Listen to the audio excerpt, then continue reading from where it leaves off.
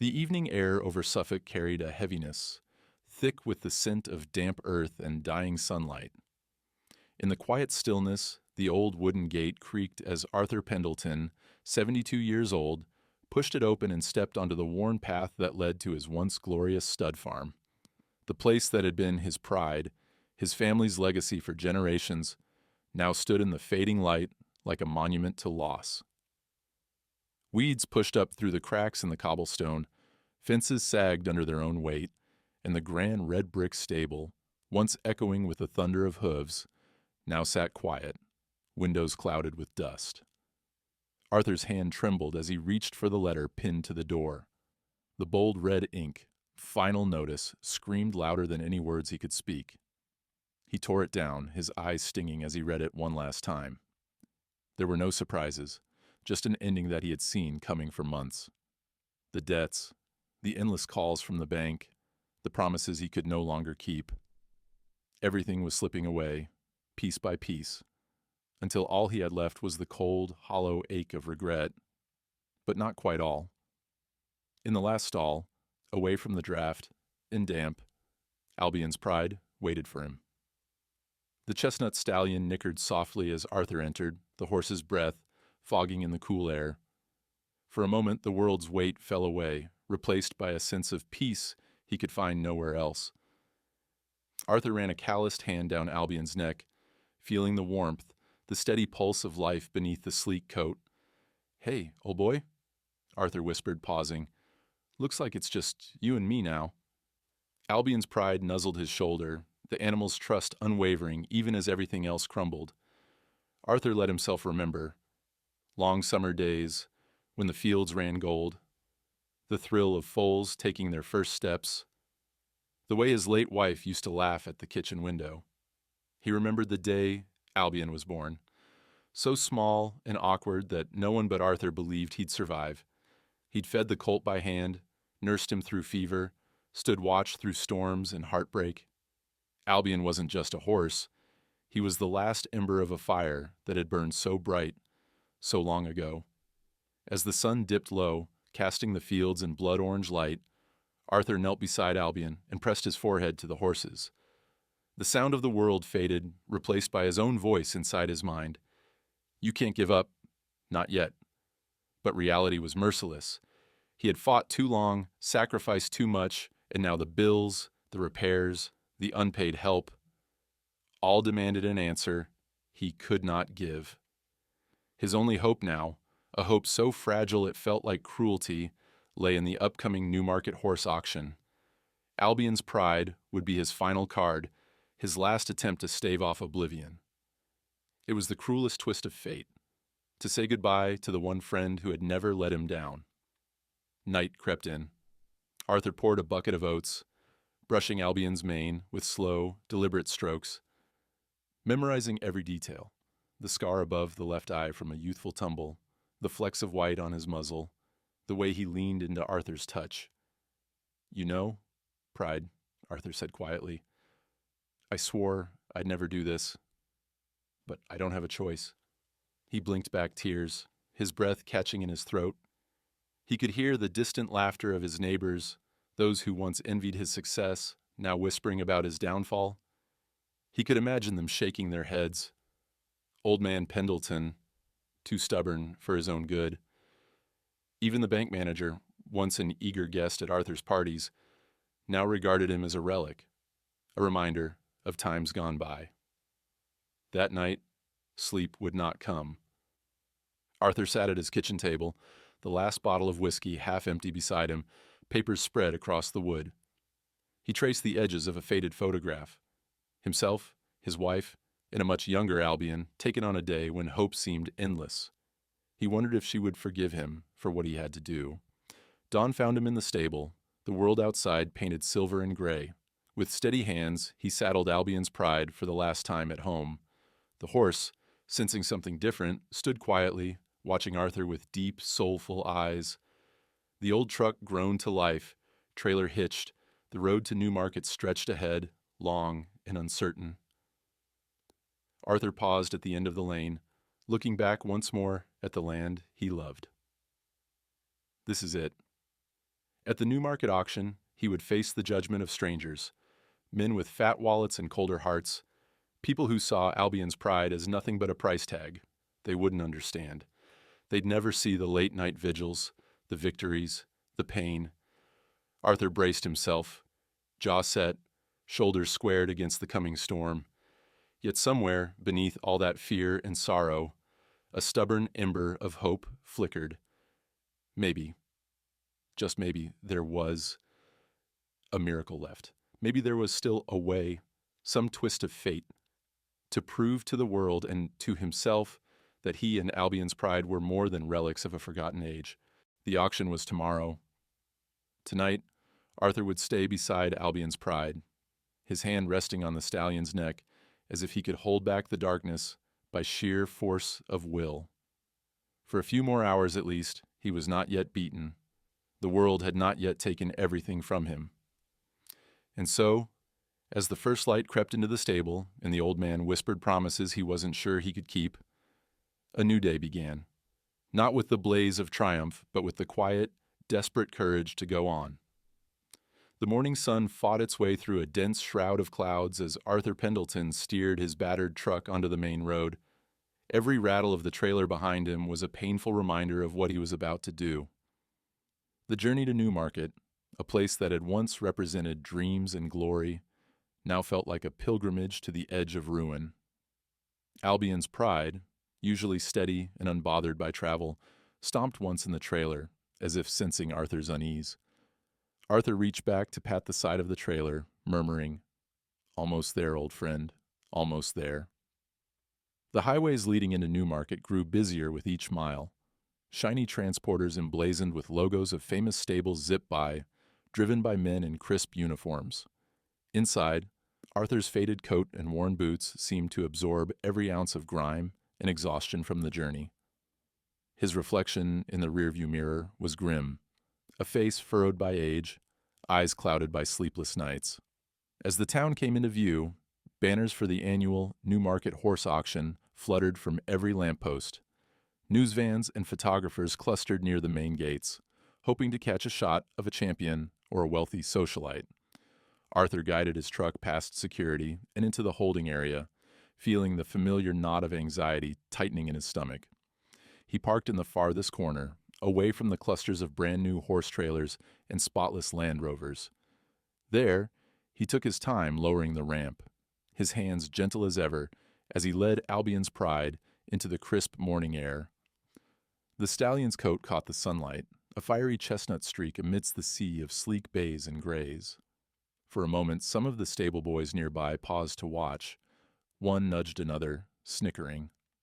Arthur ignored them, focusing on the horse, his movements slow and deliberate, determined not to show his nerves. The auction stables were a hive of activity. Men in tailored suits checked pedigrees, women in hats exchanged gossip, and everywhere the sharp smell of disinfectant fought with the earthy musk of horses. Arthur walked Albion's pride down the long aisle, feeling every glance linger just a second too long. The contrast between him and the others couldn't have been starker. Most were young, clean-cut, and confident, surrounded by handlers and grooms. Arthur was alone, and everyone seemed to notice. A tall, broad-shouldered man with a shock of blonde hair blocked his path near the registration desk. Julian Montgomery, heir to the prestigious Montgomery stud and notorious for his sharp tongue, looked Arthur up and down, a smirk curling on his lips.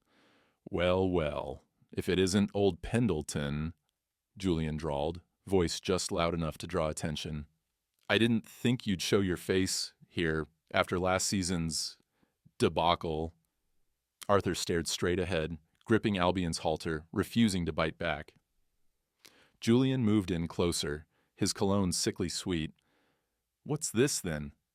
Julian leaned to inspect Albion, frowning in mock concern. "Is that Albion's pride? I thought you'd have eaten him by now. Or is he just here for show? Because, let's be honest, there's not much left of your—" "That's enough," Arthur said quietly, voice even, not rising to the bait. For a heartbeat, the crowd hushed. But then Julian laughed, and the tension broke, a ripple of snickers moving through the bystanders. "Don't worry, old man. Julian sneered. "I'll toss in 100 quid for your champion." "Make sure you get home in time for tea." Arthur kept his eyes fixed on the path ahead, willing his feet to keep moving. He registered Albion's pride with hands that only shook slightly. The official behind the desk, young, brisk, impatient, barely looked up as he clipped a number to Albion's bridle. "Lot 57, she said, barely masking her boredom. "You're in the back ring. Try to be ready on time." Arthur led Albion to his assigned stall. He brushed the stallion's mane with steady hands, talking softly, focusing on the rhythmic strokes to steady his own heartbeat. Each word was a shield against the rising tide of shame and humiliation. "They don't know you, boy. They only see what's on the surface. They never see the heart." Outside, the sounds of the auction filtered through. The rapid-fire chant of the auctioneer, bursts of laughter, the ring of the gavel. More than once, Arthur saw curious faces peer into his stall. Some snorted and moved on. Others whispered, exchanging knowing glances. Time passed, in fits and starts. At noon, Arthur ate a stale sandwich in silence, eyes fixed on Albion, whose calm was the only thing keeping him from falling apart. The old man thought of the house, the land, every memory that would vanish if this didn't work out. He closed his eyes and breathed in and out, clinging to the last tattered shreds of hope. When the time finally came, a volunteer came by to fetch him. "Lot 57, you're up next." The words hit Arthur like a blow. He gathered himself, led Albion out, and walked toward the parade ring, every step a battle. The ring was blindingly bright under the lights. Spectators filled the stands, some serious buyers, others just there for the spectacle. Arthur's arrival was met with a ripple of murmurs. He stood alone in the center, Albion's pride at his side. A hush fell as the auctioneer's voice boomed out. "Lot 57, Albion's pride, chestnut stallion, 6 years old, sired by—" He was interrupted by a snicker from the crowd. Julian Montgomery, perched in the front row, waved a banknote. "I'll start the bidding at £100. Laughter erupted, bouncing off the rafters. Arthur felt the sting. For a moment his vision blurred, rage and humiliation threatening to boil over. He saw the auctioneer hesitate, almost embarrassed, but the man composed himself and called, £100? Any advance?" Silence. The crowd waited, as if daring anyone to take the joke further. Arthur's cheeks burned, but he kept his head high. Albion stood tall, muscles rippling, eyes bright. To Arthur, the stallion looked every inch the champion he'd always believed him to be. The moment seemed endless. Then someone called out, "150? Another laugh. 200? A third voice mocked, drawing yet more giggles. The auctioneer tried to keep a straight face. 200. "Do I hear 250? Arthur's heart pounded. All those years, all that love, being reduced to a circus act. He clenched his fists, the urge to lash out almost overwhelming. But as the laughter echoed around him, Arthur did something no one expected. He stepped forward, his voice calm but ringing clear. "Stop," he said. The words sliced through the noise. The crowd quieted, some surprised, some annoyed. Even the auctioneer paused, uncertain. Arthur looked straight at Julian, then at the faces in the crowd. "This horse isn't a joke. You want to laugh at me? Fine. But don't laugh at him. He's worth more than any of you know."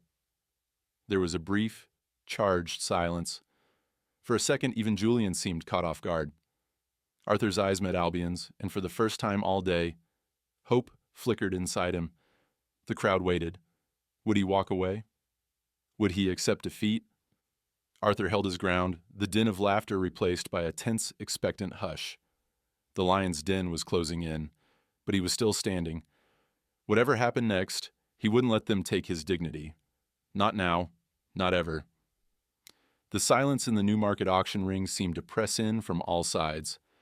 Arthur Pendelton stood in the harsh glow of the overhead lights, one hand steady on Albion's pride's bridle, the other clenched at his side. All eyes were fixed on him now, not with respect, but with the cold curiosity reserved for someone on the verge of public humiliation. The auctioneer cleared his throat, glancing between Arthur and the crowd, uncertain how to proceed. A bead of sweat trickled down his forehead. Mr. Pendleton, shall we continue the bidding? Arthur didn't move. He looked at Albion's Pride, the horse's chest rising and falling, calm as ever, despite the noise and tension swirling around them. For a heartbeat, it felt like time itself had stopped, trapping them both in this moment. No, not like this. Arthur straightened his back. He reached into the inner pocket of his threadbare coat, fingers closing around the bundle of yellowed papers he'd brought from home. He could feel the weight of the past in those documents, their power, their promise. His voice was low, but carried through the hall. Before you continue, there's something everyone here should know. The crowd shifted, interest peaked. Even Julian Montgomery, who'd spent the last 10 minutes trying to humiliate Arthur, stopped smirking and leaned forward, curiosity replacing arrogance. Arthur carefully unfolded the oldest sheet. The Weatherby's letterhead, the ink faded but unmistakable, glinted in the light. His hand shook just enough to betray his nerves, but his eyes were clear and focused. My horse, Arthur said, voice growing stronger with every word, is more than what he seems. Albion's Pride is a direct descendant, no, the last living grandson of Tempest King. A gasp tore through the audience, shattering the last remnants of laughter. The name Tempest King was legendary, the stuff of racing folklore, unbeaten, untouchable, a stallion whose blood had reshaped the English turf and whose very name could still silence any room of horsemen. Arthur let the silence linger, then held up the pedigree document for all to see. Signed by Weatherby's, registered, stamped, and certified. This, he said, voice ringing, is the line everyone's been chasing for the last decade. The auctioneer, eyes wide, signaled to the handlers. The document was quickly passed up to the podium, where the official squinted at it, then read aloud the essential detail. Albion's Pride, sired by Crown's Valor, out of Lady Tempest, herself sired by Tempest King, confirmed. Good Lord. Whispers shot through the crowd like wildfire. People craned their necks, elbowed each other, and in the front row, a man in a tailored gray suit took out his phone, already texting. Arthur saw the ripple move across the room, skepticism turning to amazement. Then to something more dangerous, hunger. Julian Montgomery's mask of superiority cracked. His eyes darted between the papers and Albion, then to Arthur, trying to gauge if this could possibly be real. He sneered, but the sound was hollow. This some kind of trick? That bloodline was thought to be lost. Tempest King's direct line died out years ago. Arthur shot him a look that brooked no argument. They said the same thing after his sire died. But the truth was right in front of you.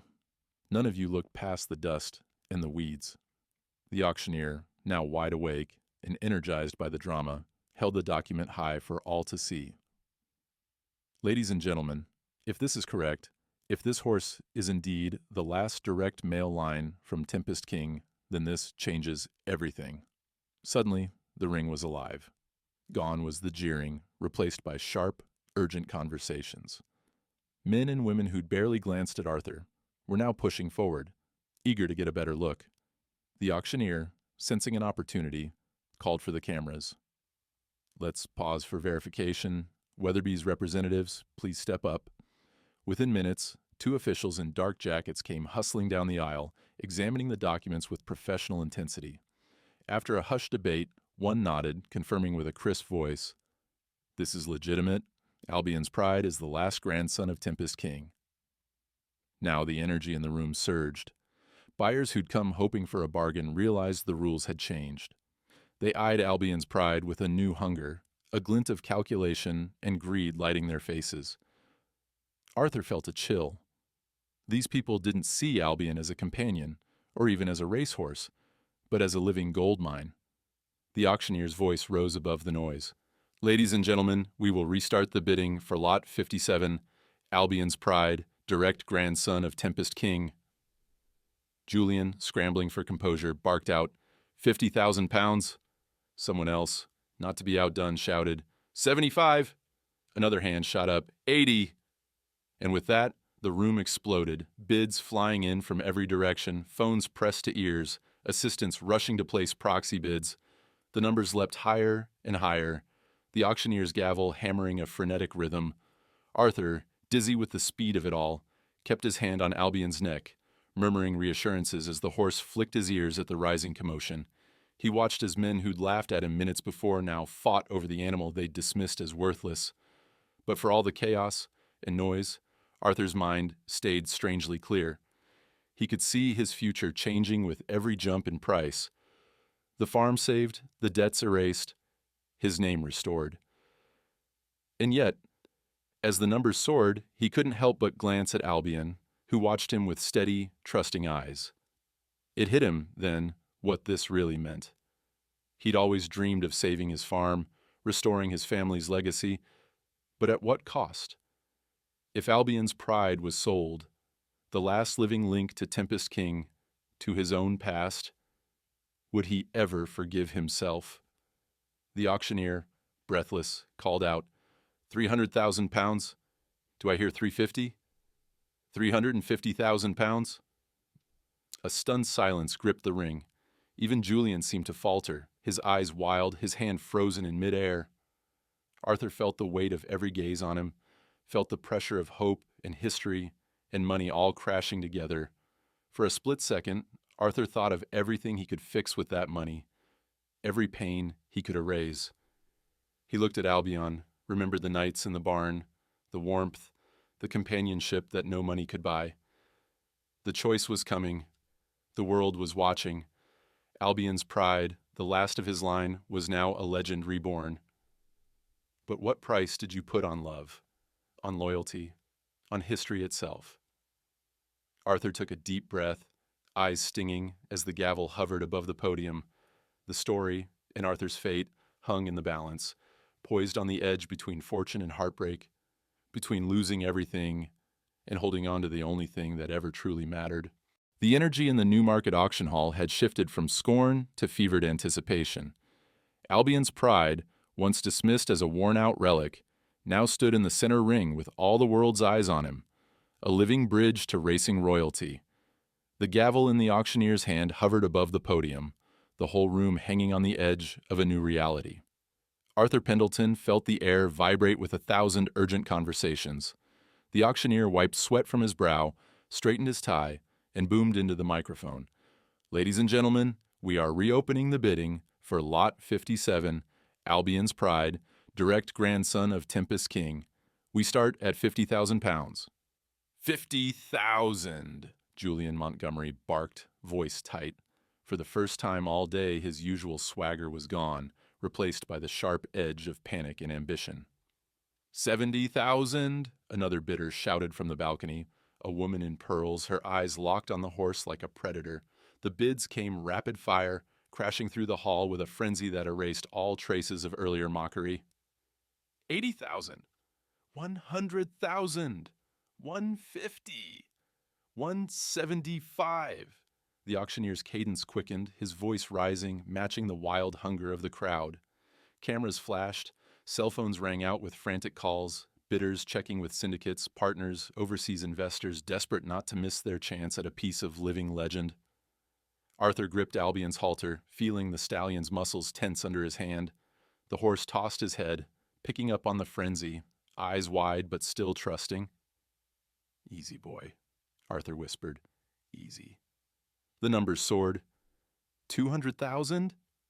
A new figure entered the fray. Marcus Thorne, a cold-eyed industrialist known for snapping up bloodlines in stables the way other men collected rare coins.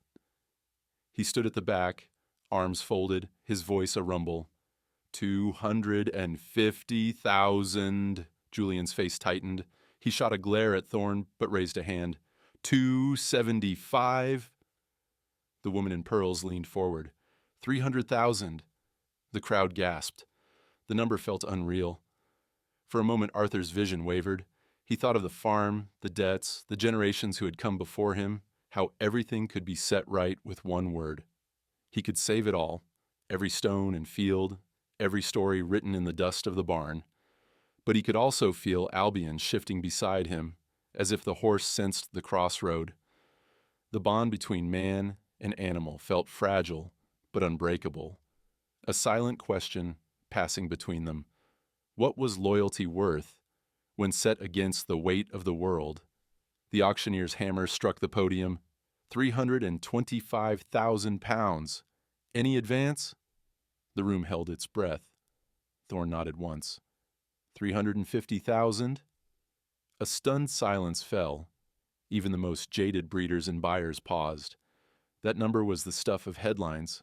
Arthur's knees almost buckled. All the hardship, the humiliation, could be erased. In one moment, Julian glanced down at his phone, hesitated, then shook his head, lips thin.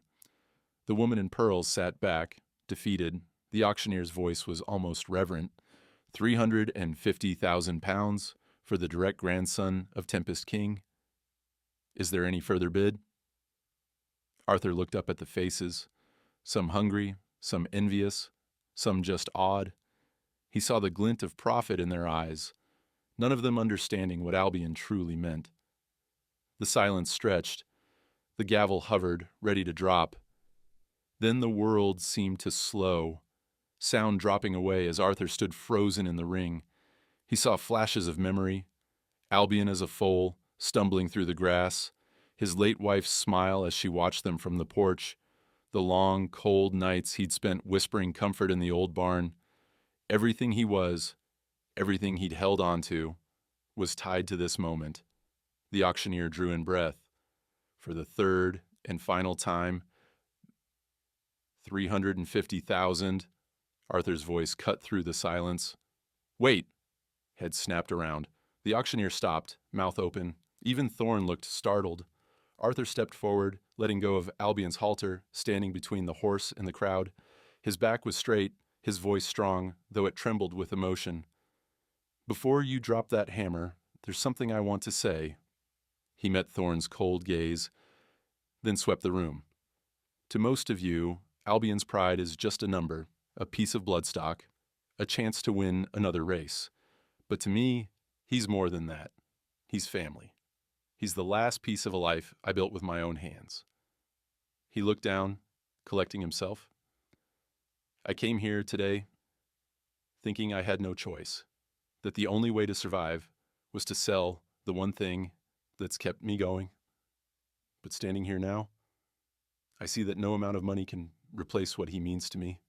No sum can buy the nights I spent nursing him, or the hope he gave me when I had nothing left. A hush fell. Not of ridicule this time, but of something close to awe. Even the auctioneer was silent. Arthur turned to Thorn. I appreciate your offer. I know it could change my life, but my life is right here. He rested his hand on Albion's neck, voice breaking for the first time. Albion's pride is not for sale. Not today. Not ever. Gasps, then a swelling buzz filled the air, some in shock, others in grudging admiration. Marcus Thorne stared, disbelieving, then gave a single nod, as if acknowledging a move he had never expected. Arthur stepped away, leading Albion from the ring, his head held high. He felt the weight of every eye, the electricity of the moment chasing him down the aisle. Whispers and murmurs followed. Was he mad? Brave? Foolish? Maybe all three. But for the first time in years, Arthur felt free, unburdened by fear or regret. In the corridor outside, he stopped, resting his forehead against Albion's warm cheek. The stallion snorted softly, as if understanding everything. Arthur let out a breath he'd been holding for years, the ache in his chest replaced by a quiet pride. The echoes of the auction still rang behind him, the world spinning on without him, hungry for the next big story. But Arthur Pendelton, once broken by loss, now walked away with everything he truly needed. And in the chaos of Newmarket, under the bright and merciless lights, the legend of Albion's pride, no longer just a bloodline, but a story of loyalty, love, and standing tall against the odds, was born. Arthur Pendelton's footsteps echoed down the hallway outside the auction ring, every stride ringing with new clarity. Behind him, the fevered energy of Newmarket pulsed on. Auctioneers, buyers, and breeders alike still buzzing about the old man who'd just turned down a life-changing fortune for the love of a horse. Yet as he paused by a quiet window and looked out at the bustling paddock beyond, a heavy mixture of relief, sadness, and uncertainty weighed on his chest. Outside, the air had shifted. A few rays of sunlight broke through the clouds, dappling the courtyard with golden light. Albion's pride stood beside him, perfectly calm, as if nothing in the world had changed. But for Arthur, everything had. The farm was still in danger, his debts as real as ever. Yet for the first time in months, he felt his head and heart were finally aligned. As they moved through the stable rows, whispers followed. That's him, the one who refused 350 grand. Is he crazy? Or just the last honest man left in the business? But Arthur ignored it all. He reached Albion's stall and closed the gate softly behind them, just the two of them, insulated from the world's judgment. He sat down on a battered old stool, letting out a deep, shuddering breath. Albion pressed his muzzle gently into Arthur's shoulder, the gesture so familiar and comforting it made the old man's eyes sting. "I did it, boy," Arthur said softly, his fingers trailing along Albion's forelock. "We kept our pride, even if it costs us everything else." But the practicalities rushed in, cruel as winter wind. The bills, the mortgage, the faces of the people who still depended on him flashed through Arthur's mind. He'd chosen love and loyalty over money. But what now? Was he truly prepared to lose the farm, the legacy, the last place he could call home? As he sat with his doubts, a familiar gruff voice broke through his reverie. "You're either a damned fool, Arthur, or the bravest man I've met in years." It was George Evans, an old rival-turned-friend from decades on the circuit. George leaned on the stall door, arms folded, his sharp eyes searching Arthur's face for cracks. "You know that kind of stand? It's rare these days." George smiled, almost sadly. "But listen, word spreads fast around here. What you did, people will talk about it for a long time. Not many would walk away from that kind of money." Arthur let a wry smile touch his lips. "It didn't feel brave, George. Just right." George nodded, looking at Albion, who flicked an ear in greeting. "There's another kind of value, you know. It's not always measured in pounds and pence." Arthur snorted. "Try telling that to my bank manager." "Maybe I will," George replied. "Or maybe you should wait and see what comes of today. The world respects a man who knows his own worth, even if it doesn't always show it." As George left, Arthur sat back, thinking on his words. Maybe the world did still recognize integrity, even if it was rare. Maybe this moment, this stand, could turn the tide. He didn't have to wait long. Only a short while later, as the afternoon sun angled through the stable windows, a new visitor appeared. Julian Montgomery. Gone was the cocky grin and designer arrogance. Instead, Julian's face was drawn, his posture uncertain. He lingered outside the stall, clearing his throat awkwardly. Arthur turned, his voice gentle but wary. "Come to rub it in." "Have you?" But Julian shook his head. "No. I came to apologize." For a moment, Arthur just stared, surprised. Julian continued. "I was wrong about you, and about Albion's pride. I let my pride get in the way. I saw you as a relic, and your horse as a joke. But when you stood up in that ring, when you said no to all that money, I realized I've been chasing all the wrong things." Arthur said nothing, letting the silence speak. Julian fidgeted, then stepped closer. "I don't expect you to forgive me, but I'd like to offer you something." He hesitated. "I have a facility, a state-of-the-art training center, top staff, resources.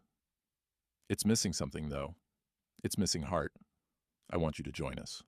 Not as a groom or stable hand, but as a partner. A mentor.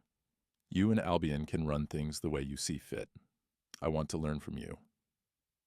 And I want to see what Albion can do with the right training and care.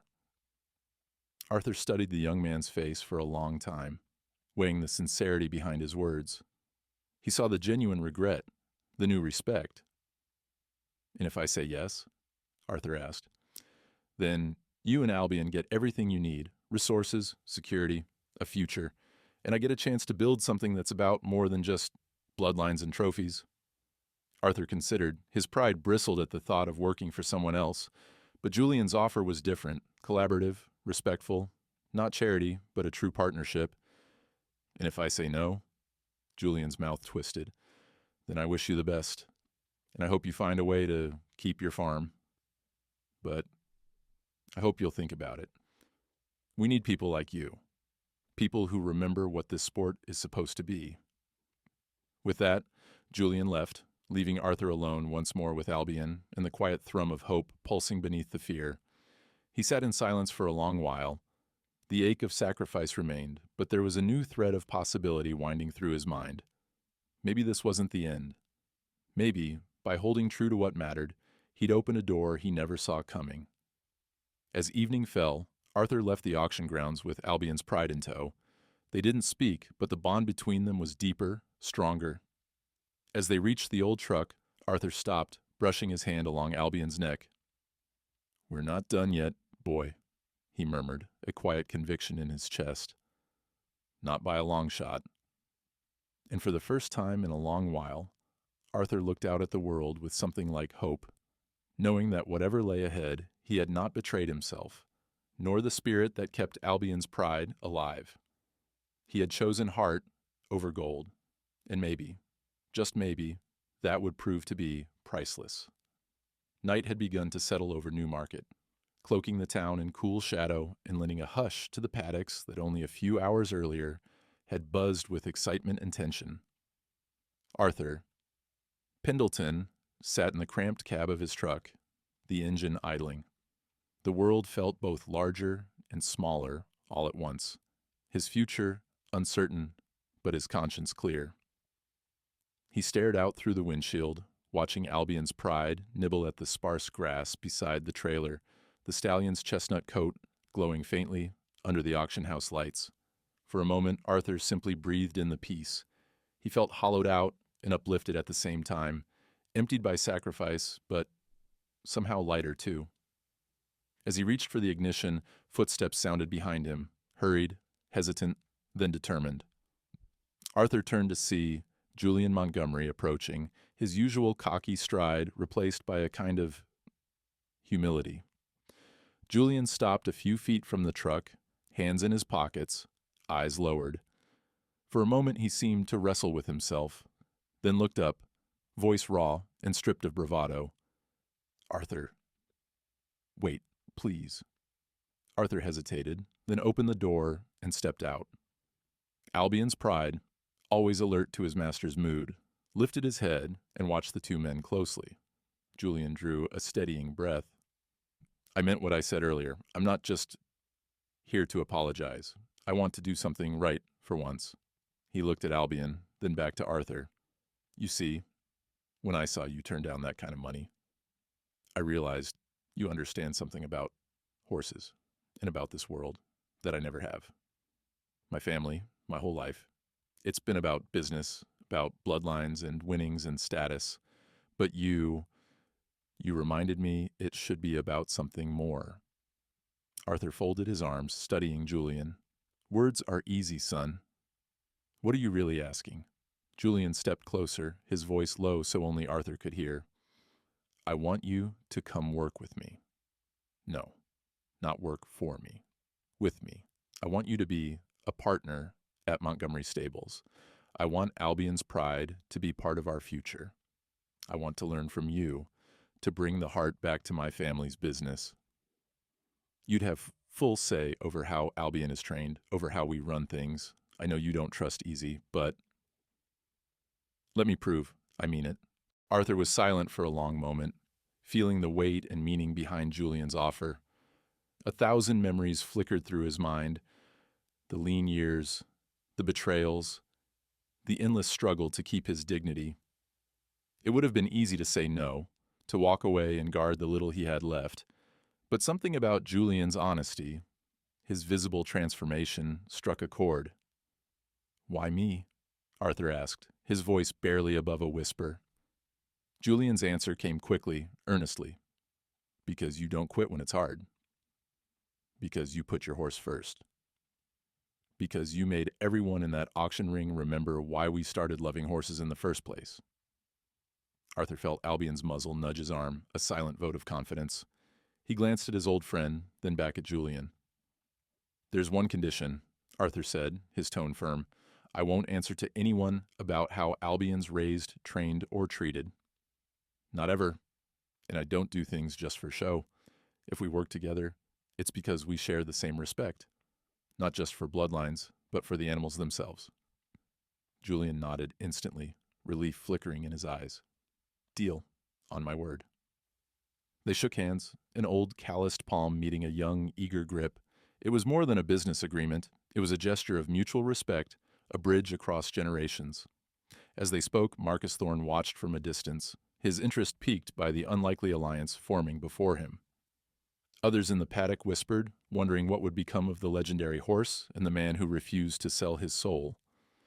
The next morning, Arthur awoke with a rare sense of anticipation. He moved with purpose, helping Albion into the new, gleaming Montgomery Stables trailer, a sharp contrast to his own battered one. Julian greeted them at the entrance to the estate, set on a lush sweep of green just outside town. The modern facility, state-of-the-art training grounds, hydrotherapy pools, fields that stretched for acres, was a far cry from Arthur's crumbling Suffolk farm. Yet, as they walked together down the rows of immaculate stalls, Arthur saw that something was missing. The place was clean, efficient, impressive, but it lacked warmth. The staff nodded respectfully, but there was a formality, a distance. Julian seemed to sense it too. "I want this to be different," Julian said quietly as they passed a group of young trainers. "I want the horses to feel at home, not just managed. Show me how." Arthur nodded, feeling his shoulders square with purpose. "Then we start by treating them as family. We learn their quirks, their likes and dislikes. We don't rush. We listen. And we make sure they know they're safe here, not just valuable." Albion's Pride was given the best stall, lined with soft bedding, a wide window opening onto the pasture. Arthur took time to settle him in, speaking softly, making sure the horse felt secure before leaving his side. He saw Julian watching, taking notes, not just on technique, but on patience, on gentleness. Within days, the mood of the stables began to shift. Young grooms started to linger, curious to watch Arthur's methods. How he spoke quietly, never raised a hand, always respected the animal's space. Julian spent hours in the barn, asking questions, listening to Arthur's stories and advice. Sometimes he even helped muck out stalls, earning surprised smiles from the staff. But as Albion adjusted to his new home, there were challenges. Some of the trainers, schooled in high-performance tactics and modern science, looked askance at Arthur's old-fashioned ways. Talk of letting the horses lead, trusting their instincts, working at a slower pace. There was skepticism, whispers of wasting time, a quiet rivalry growing. One morning, a heated discussion broke out. A young trainer, Nathan, brash and ambitious, confronted Arthur as he walked Albion in the paddock. "With all respect, Mr. Pendelton, you can't win modern races with old methods. Science has come too far. Data, nutrition, performance analytics. If you ignore them, you're holding everyone back." Arthur smiled, unshaken. "And yet, horses aren't machines. They need more than numbers. They need heart, trust, patience. That's what Tempest King had. That's what Albion's Pride has." The stables held their breath. Julian, watching from the sidelines, weighed both perspectives. "What if," he suggested, "we combine the best of both, old wisdom and new science, together?" Arthur nodded slowly. "If it's about the horses first, I'll work with anyone." So began a new chapter, not just for Arthur and Albion, but for Montgomery Stables itself, a place where heart and innovation learned to coexist, where rivalry gave way to respect. As the weeks passed, Arthur found himself not just an employee, but a mentor. The young trainers learned to listen as much as they measured, to see beyond the stopwatch. Albion's pride thrived, muscle and spirit growing with every run, every gentle touch. One evening, Julian approached Arthur by the paddock fence. The sun was setting, washing the fields in golden light. "I was wrong about you, Arthur," Julian said. "I thought I knew what mattered. You showed me it's never too late to learn." Arthur smiled, a rare joy softening his features. It's never too late to do what's right either. And as Albion's pride galloped across the pasture, free, powerful, unbroken, the world seemed full of new promise.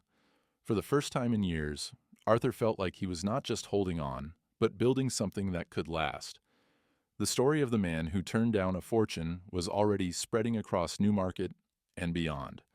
But for Arthur, the only story that mattered was the one he was writing day by day, with Albion and his unlikely new family.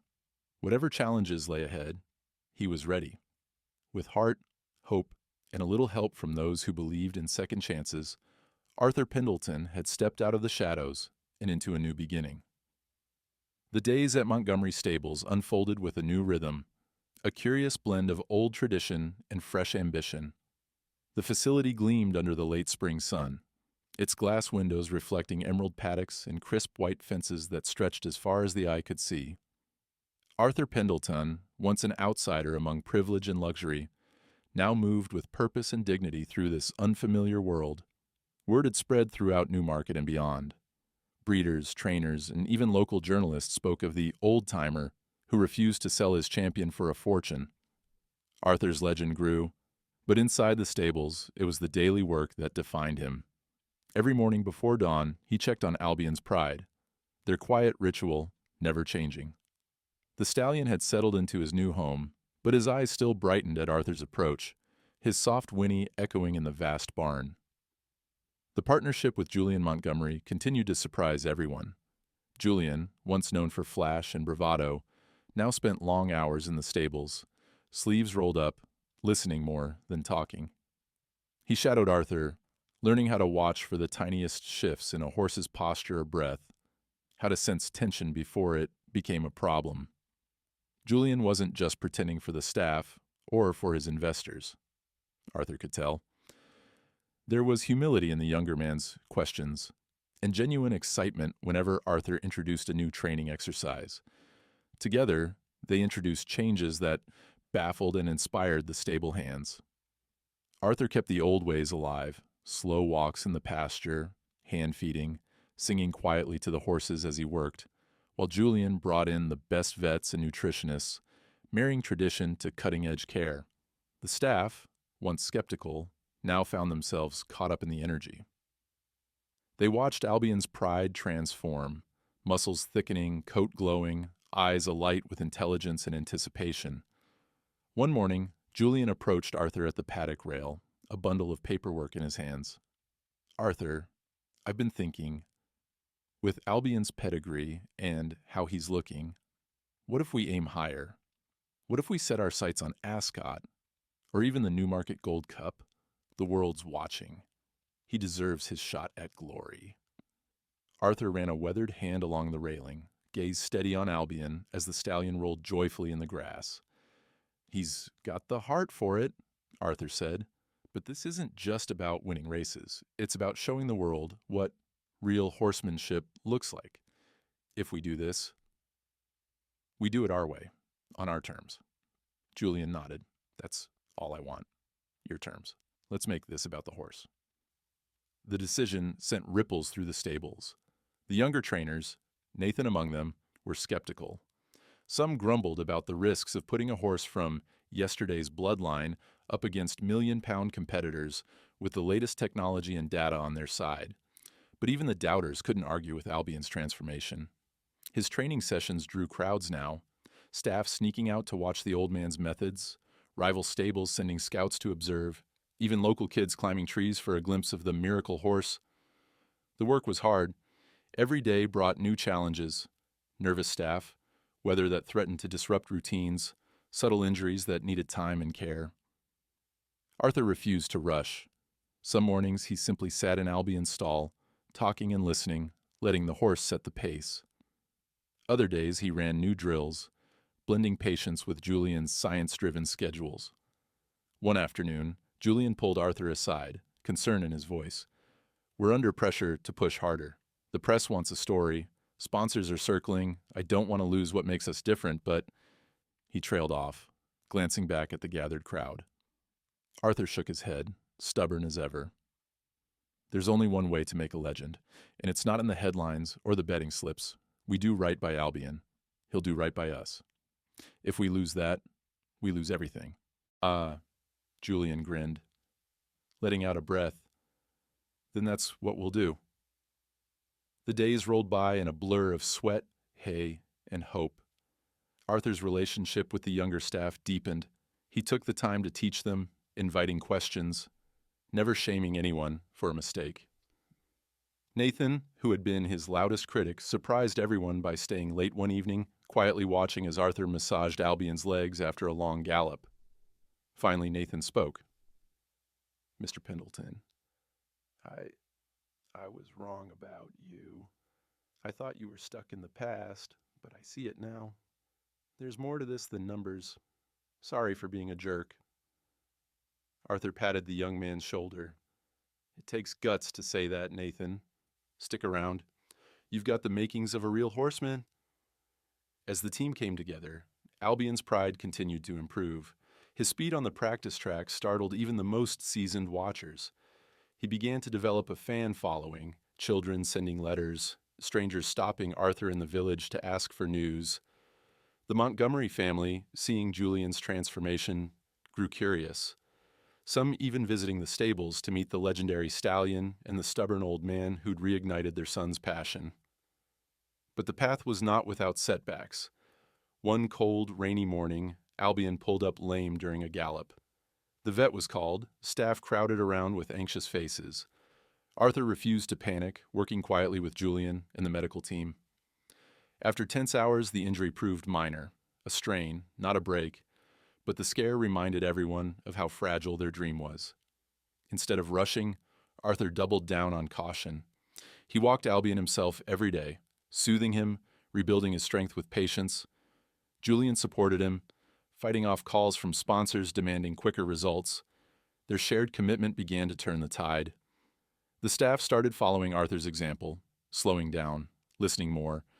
Even the critics began to soften, and by the time Albion returned to the track, the team was stronger, closer, united by something bigger than ambition. The announcement was made one bright morning. Albion's pride would run at the Newmarket Gold Cup. The news electrified the town and the racing world. Pundits debated his chances, skeptics rolled their eyes, but the stables buzzed with hope. On the eve of the big race, Arthur walked Albion through the quiet fields as the sun dipped behind the hills. Julian found him there, silent, watching the horse graze. "Nervous?" Julian asked. Arthur nodded, his voice gentle. "A bit, but proud too. No matter what happens tomorrow, we've already won something more important." Julian smiled. "Win or lose, you changed everything. For me, for Albion, for all of us." They stood together in silence as dusk deepened, united not just by hope for a victory, but by the knowledge that whatever the result, they had stayed true to themselves. Albion's pride, once dismissed, now a symbol, was ready to face the world, with the hearts of his team beating as one behind him. And in that moment, under the endless sky, Arthur realized that sometimes the greatest victories are won before the race even begins. Dawn broke over the Montgomery estate in a thin, gray hush. A heavy mist clung to the fields, turning fences and trees into ghostly silhouettes. Inside the stables, Arthur Pendelton was already awake, hands deep in the routine of mucking out stalls, checking hooves, and preparing feed. But this morning, every movement carried a different weight. This was the last full day before the Newmarket Gold Cup, the race that could change everything, not just for Albion's pride, but for everyone who'd placed their hopes in the horse and the old man who refused to give up. The tension was unmistakable. Even the horses picked up on it, shifting restlessly in their stalls as staff hurried back and forth, double-checking equipment, adjusting feed mixes, and fielding calls from journalists and sponsors. For all the outward chaos, Arthur's presence was an anchor. His calm, steady voice soothed nerves, his hands working with practiced care as he checked Albion's legs and cleaned his stall. Julian arrived in the early light, dark circles under his eyes, but an eager determination in his step. "Not much sleep last night," he admitted, handing Arthur a mug of strong black coffee. Arthur accepted it with a nod, watching Albion as the stallion munched quietly on his breakfast oats. "He's ready," Arthur said. "He knows tomorrow's different. You can feel it in the way he stands, like he's just waiting for the signal." Julian smiled, rubbing Albion's forehead. "Do you think we're ready?" Arthur considered, remembering every setback, every long night spent nursing the stallion through injuries and doubts. "We've done everything right by him. That's all anyone can ask. Now we trust him and trust ourselves." The hours passed in a blur of preparations. Reporters arrived, their cameras and questions sharp as needles. Julian fielded most of them, deflecting the worst with practiced charm. Nathan and the other young trainers fussed over Albion's gear, polishing buckles and double-checking saddles. The Montgomery staff moved with a sense of unity and pride, eager but anxious. Even the most cynical among them had come to care, not just about winning, but about the journey they'd all shared. Arthur's approach to training never changed, no matter who was watching. That day, he led Albion out at sunrise for their final gallop. No crowds, no fanfare, just the old man, his horse, and the pale morning light. The mist curled around them as Albion stretched out in a powerful, easy canter, every muscle rippling with health. Arthur called to him, voice low and rhythmic, guiding him down the backstretch and letting him run just enough to feel free, but not enough to tire him. As Albion slowed to a trot, Arthur rubbed his neck, pride swelling in his chest. "You've got it in you, boy," he murmured, "no matter what they say." Back at the stable, Nathan approached, holding a clipboard. He looked nervous, sheepish. "Arthur, I ran the numbers again. Based on Albion's times this week, he's faster than I ever expected. You were right to go slow. I didn't get it at first, but now I think I do. Thank you for showing me." Arthur smiled, clapping the young man on the back. "Takes guts to admit when you're wrong. You're learning, Nathan. That's what matters." Julian gathered the whole team together in the tack room for a final meeting. "Tomorrow," he said, "we're not just racing for a trophy. We're racing for everything we believe in. We prove that heart, loyalty, and tradition still matter. Whatever happens, I'm proud of all of you." The staff erupted in cheers, and even Arthur allowed himself a rare smile. For a moment, it felt like family. But pressure has a way of finding cracks. As the day wore on, a rumor swept through the estate. A rival stable, flush with new money and modern science, had entered a late challenger, a thoroughbred bred for speed, with a world-class jockey and every possible advantage. Whispers of doubt flitted through the staff, and Nathan voiced what others feared. "They're saying their horse can break the track record, that nobody can beat their tech or training methods. What if we're just dreaming, Arthur?" Arthur turned to the group, his eyes shining with hard-earned wisdom. "Let them talk. Let them bet against us. It's easy to trust the numbers, harder to trust the heart. But the heart is what makes a legend. We're not just racing against horses, we're racing against doubt itself. And I say we're ready." The night before the race, Arthur stayed late in the barn.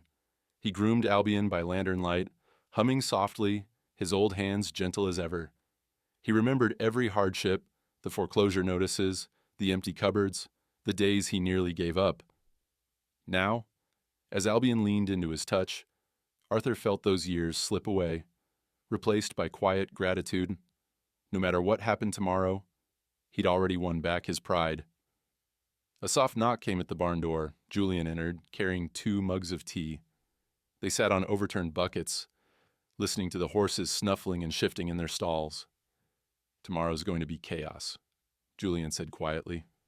"I know we can't control the outcome, but I need you to know. You changed me, Arthur, all my life. I thought success was about winning. Now I know it's about who you become along the way. Thank you for showing me that." Arthur's voice was thick with emotion. "You did the hard part, Julian. You listened. You cared. That's all any man can do." They sat together in companionable silence, 2 generations bridged by respect and hard-won understanding.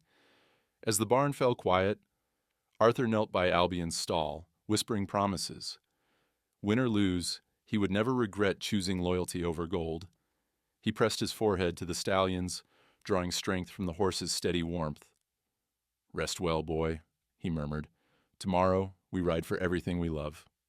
Sleep came fitfully for the whole team, nerves stretched thin. But in the morning, as the sun rose in a blaze of gold over the Newmarket track, Arthur and his team stood ready. They had sweated, struggled, doubted, and hoped. Now faith would carry them the rest of the way. The trial by fire was upon them, but they would face it together, hearts full and eyes wide open, ready to meet destiny head-on. The morning of the Newmarket Gold Cup dawned with a radiant, unclouded sky, a rare gift for a day already heavy with expectation. As the sun crept above the horizon, the racecourse awakened in a chorus of nervous energy.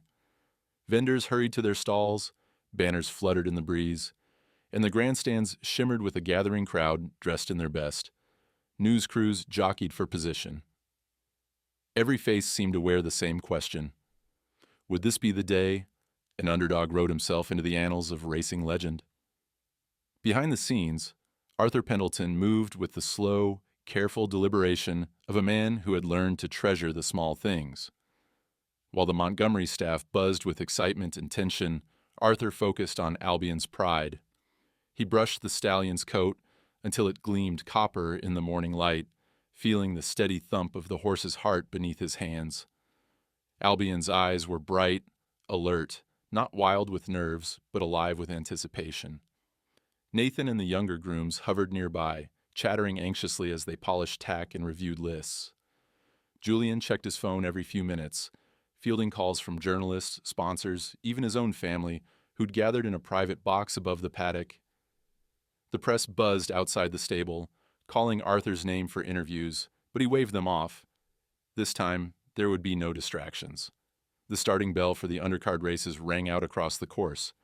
The sound echoed, sending a chill up Arthur's spine. In the stables, Julian appeared, his suit impeccable, but his eyes betraying every ounce of anxiety. "It's time, Arthur. The paddock's ready." Arthur nodded, giving Albion's pride one last stroke along his mane. "Let's show them what he's made of." They led Albion out into the sunlight. The crowd surged to the rails, the stands bristling with anticipation. Announcers shouted names, and cameras flashed as they passed. Arthur's face stoic, Albion's stride loose and powerful. He looked every inch the champion, even among the field of million-pound rivals. In the parade ring, the opposition awaited. There was Starlight Express, the tech-stable horse everyone feared, his every movement measured and monitored by a phalanx of trainers and analysts. There were pedigreed giants from Europe, each with reputations burnished by wealth and expectation. Albion's pride, with his outdated bloodline and small team, drew both skeptical smirks and curious glances. As the jockeys mounted up, Arthur passed a quiet word to the young rider chosen for Albion, a talented local boy, fresh to the big stage but schooled by Arthur's patient teaching. "Remember what we practiced. Trust him. He'll tell you when he's ready. Don't fight. Just ride with him." The bell sounded. The field filed into the starting gate, metal doors clanging, hooves stamping. For a moment, time stilled, every eye fixed on the line. And then they were off. A roar erupted as the gates sprang open and 16 horses surged forward in a blur of muscle, color, and sound. The track trembled beneath their pounding hooves. dust and turf spraying into the air. Starlight Express seized the early lead, his stride ruthlessly efficient. The crowd cheered, commentators shouting over each other about split times and data projections, but Arthur watched only one horse. Albion broke from the gate a step slow, his jockey steady, holding him just off the pace, as Arthur had taught. The field bunched at the first turn, elbows and whips flying, chaos erupting in the middle ranks. But Albion's pride found his rhythm, ears flicking, his body supple and waiting. Nathan and the others gripped the rail, knuckles white. Julian, usually composed, paced behind the owner's enclosure, voice hoarse as he muttered encouragement. Down the backstretch, Starlight Express set a torrid pace, challengers struggling to keep up. The favorites were already pushing for position, but Albion remained near the rear, his stride steady, eyes alert. Arthur murmured under his breath, "Wait. Wait for it." The second turn came, the halfway mark. Horses began to fade, their early effort catching up. Albion's jockey glanced down, gave a light squeeze with his knees, just as Arthur had taught. Albion's pride surged, muscles bunching, his stride lengthening. He slipped past tiring runners, hugging the rail, conserving every ounce of energy. The crowd roared as the field hit the far turn, the leaders straining. Starlight Express looked untouchable, his team already shouting triumph. But in the Montgomery box, Arthur watched calmly, his faith unwavering. And then, Albion found his opening. With a single, breathtaking move, he surged through a gap on the rail. The jockey barely moved, just a whisper of encouragement, a subtle shift of weight. Albion responded, accelerating as if a second wind had ignited in his chest. He swept past fading contenders, eyes locked on the front runner. The grandstand seemed to tilt as the field thundered into the home stretch. The announcer's voice cracked, struggling to keep up. And here comes Albion's pride. Out of nowhere, this incredible underdog is making his move. Starlight Express is holding, but the gap is closing. The noise became a tidal wave. Cheers, screams, the pounding rhythm of hooves. Albion's pride, ears flat, body stretched to its limit, drew up alongside Starlight Express. For a heartbeat, the two horses ran stride for stride, past and future, heart and science, neck and neck. Arthur's fists clenched, Julian's voice hoarse as he yelled, "Come on, Albion! Come on!" 50 yards from the finish, the young jockey loosened the reins just a touch, giving Albion the freedom to fly. The stallion responded, digging deep, legs churning with everything he'd ever been given. The final surge felt like destiny unleashed. With a last, heroic burst, Albion's pride pulled ahead by half a length, then a full length. As the finish line flashed by, the crowd exploded, flashbulbs burst, voices merged into a single, deafening roar. On the big screen, the numbers blinked. Winner, Albion's pride. Arthur's knees buckled as he dropped his head, tears slipping down his weathered cheeks. Nathan, Julian, and the whole Montgomery team screamed and hugged and punched the air in delight. In the winner's circle, as confetti fluttered and cameras whirred, Arthur led Albion forward, his hand steady on the stallion's neck. Reporters surged, demanding comments, but Arthur simply smiled and whispered, "You did it, boy. You wrote your own legend." The jockey, breathless and grinning, jumped down to embrace Arthur. He knew, sir. He just knew when it was time. Julian lifted Arthur onto the platform, the crowd chanting his name. For a moment, it wasn't about the trophy or the prize money or the headlines. It was about redemption, about heart, about proving to the world and to themselves that the spirit of racing could never be bought or programmed.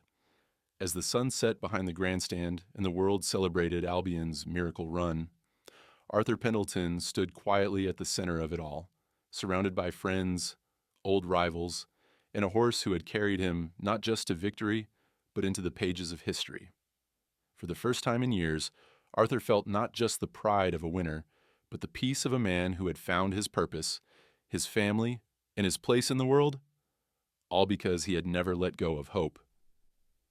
The early morning after the Newmarket Gold Cup arrived hushed and golden, sunlight painting the dewy grass with strokes of fire and promise.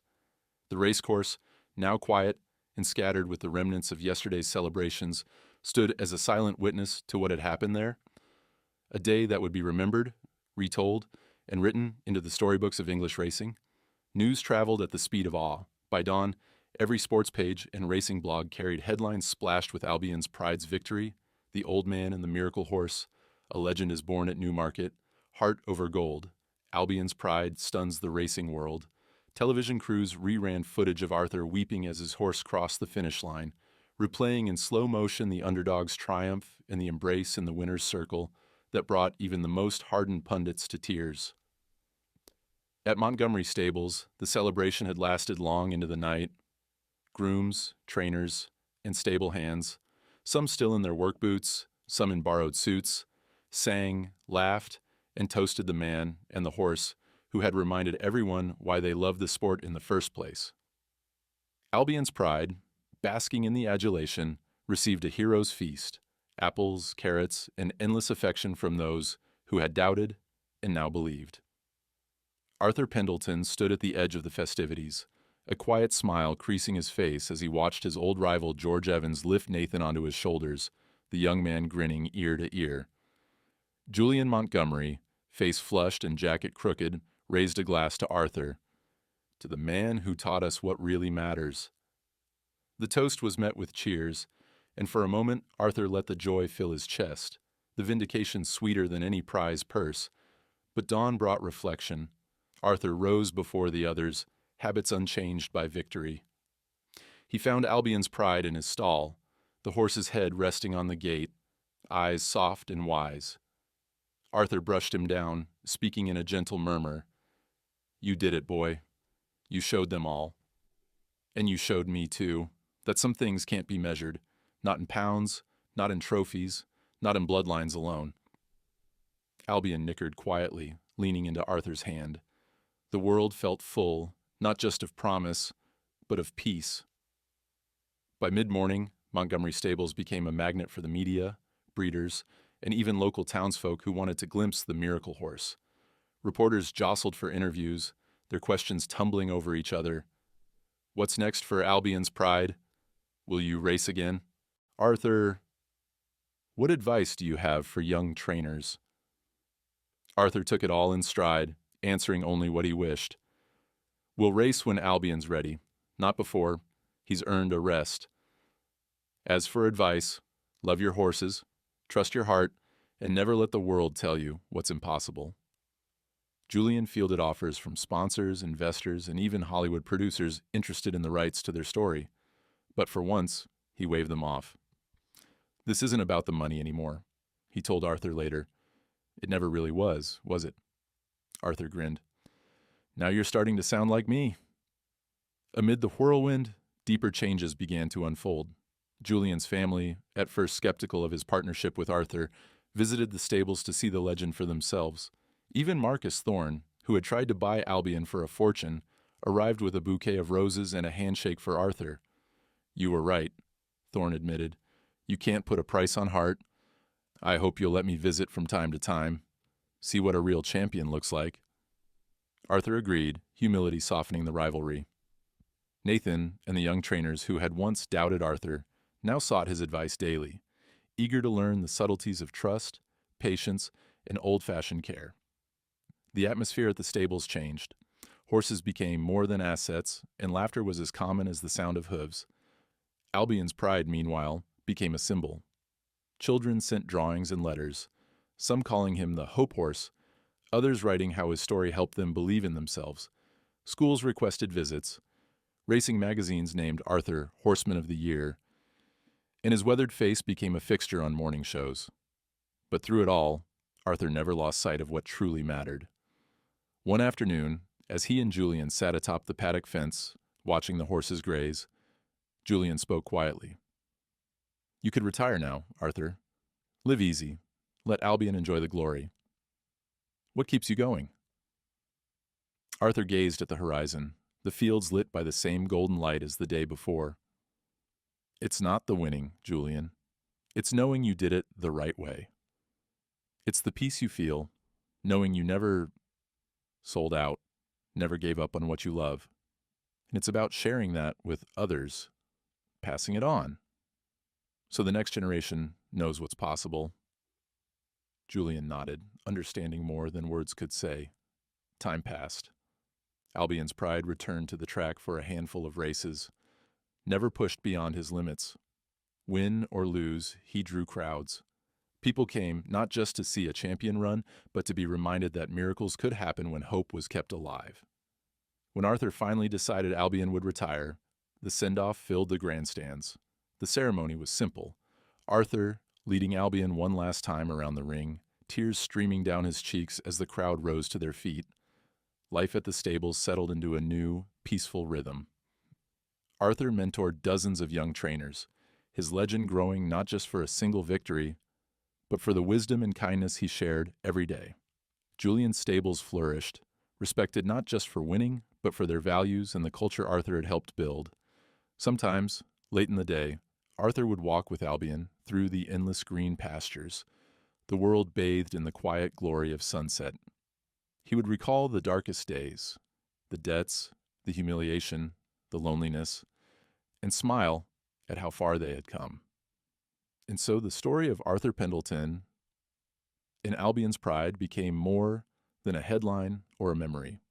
It became a lesson whispered from mentor to apprentice, from parent to child, that true worth is measured not by gold or glory, but by heart, loyalty, and the courage to do what's right, even when it costs you everything. On one such evening, with the air sweet and the fields glowing in the last light, Arthur paused atop a rise and gazed out over the land he loved. Albion stood beside him, calm and content. "We did it, old friend," Arthur murmured. "We found our place, and we showed the world, sometimes the smallest ember carries the greatest flame." As night settled and the first stars blinked awake, Arthur and Albion walked together, leaving hoofprints and footprints side by side. The world moved on, but their legacy endured, an immortal testament that, with faith and heart, anyone can write their own legend. And as the credits would roll for 1,000 YouTube listeners, the message echoed, if this story touched you, like and subscribe to our channel. And remember, never give up on your dreams. Share your thoughts below. What would you have done in Arthur's shoes? A new dawn awaited, not just for Arthur, not just for Albion's pride, but for all who still dared to hope.